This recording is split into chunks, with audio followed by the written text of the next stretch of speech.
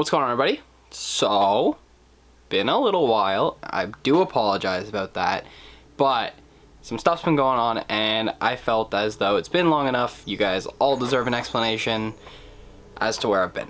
So starting off, I posted my last video like a month and a half ago or so by now. I'm not sure when this is coming out, but a lot of stuff's been going on to keep me from being able to make content or make more videos for my channel, and I'm sorry about that. Right after my last video, I tried to write a script to make my 1 year summed up on YouTube, and technically it still is the same because my last video is just about 1 year from my starting point to my last video, my entire channel. So I was trying to sum that up into one big compilation video just so I could see the progress I've made, and I'm still going to. But I've had troubles writing scripts. I can't focus on writing it for too long, and then every time I do, I don't like what I write, so I take a break, and then all in all, it's been taking way too long to write a script. I don't know what I'm doing, and I don't really know how I'm supposed to continue it. Right after the first 2 weeks of me trying to write the script, I have it all written out, but I just have to edit it. After the first 2 weeks, I started losing a lot of motivation in the car scene as my G37 build just started getting worse and worse.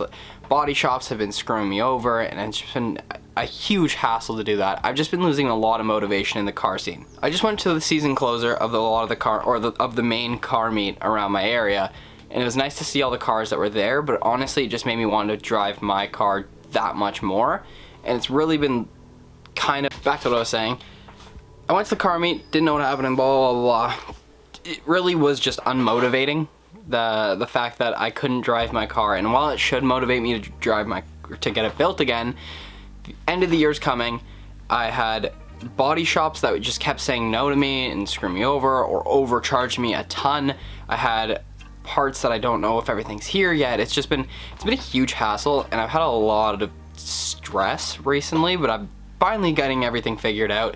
My alternator broke in my Lancer. I needed winter wheels. I needed a lot of money from the body shop to try and fix my other car. It was just a lot of stuff put on my plate at once.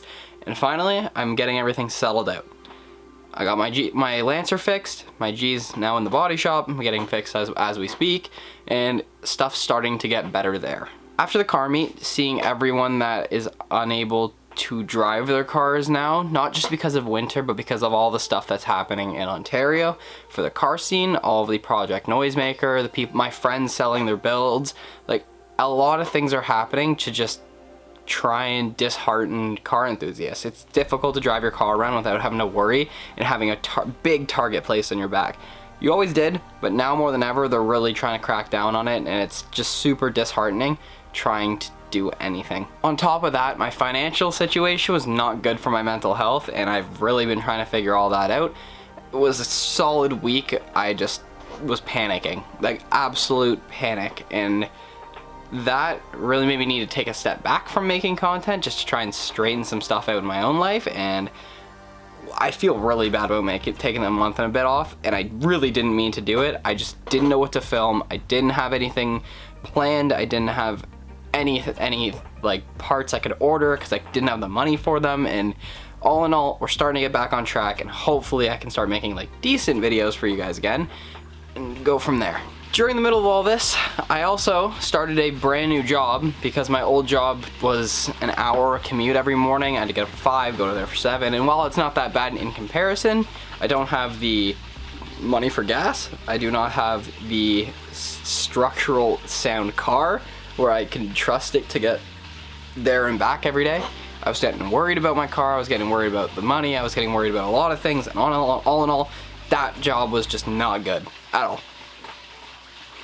Thankfully, I now found a job that's only 10-15 minutes down the road, which works perfectly for me, and I'm starting to finally get settled in.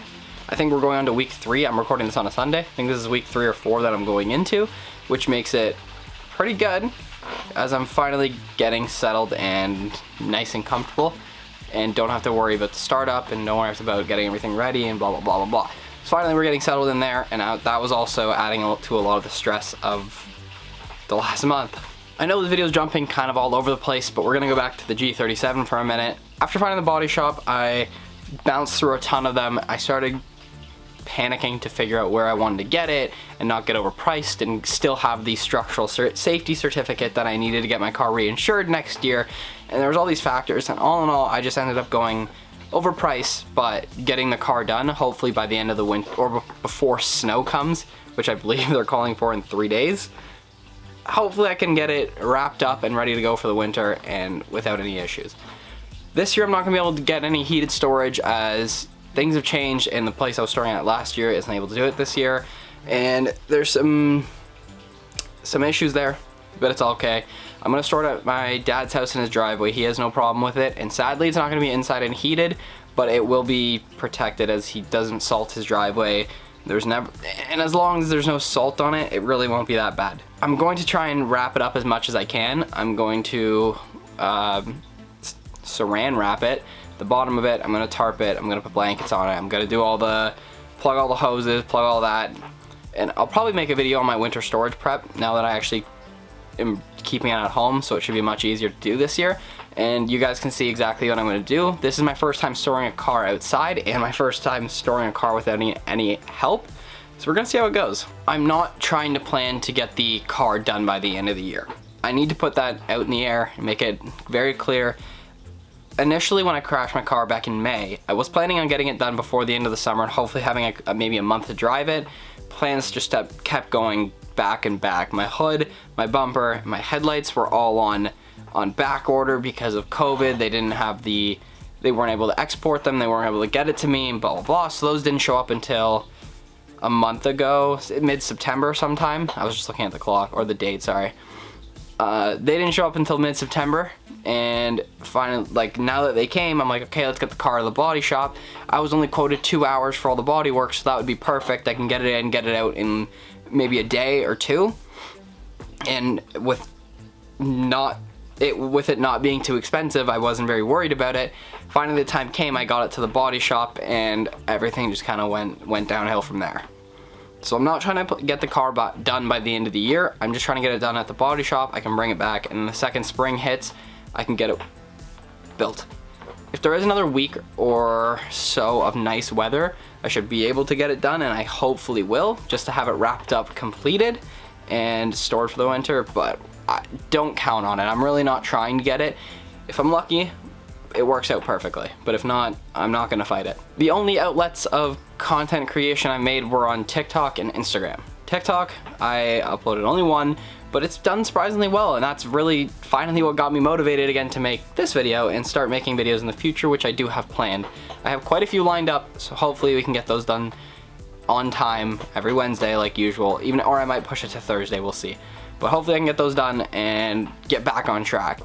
TikTok, I posted one TikTok and it did really well. Chris Fix even mentioned on it, or said, responded to it because it was about him. If you want to go check it out, TikTok will be in the link description below. Same with my Instagram. Instagram, I've been a little bit more active than I was on TikTok, as I don't use it too much. But Instagram, I've made 4 or 5 posts. I've made a reel, and that's the reels was the place Chris Fix responded to, and that was super heartwarming.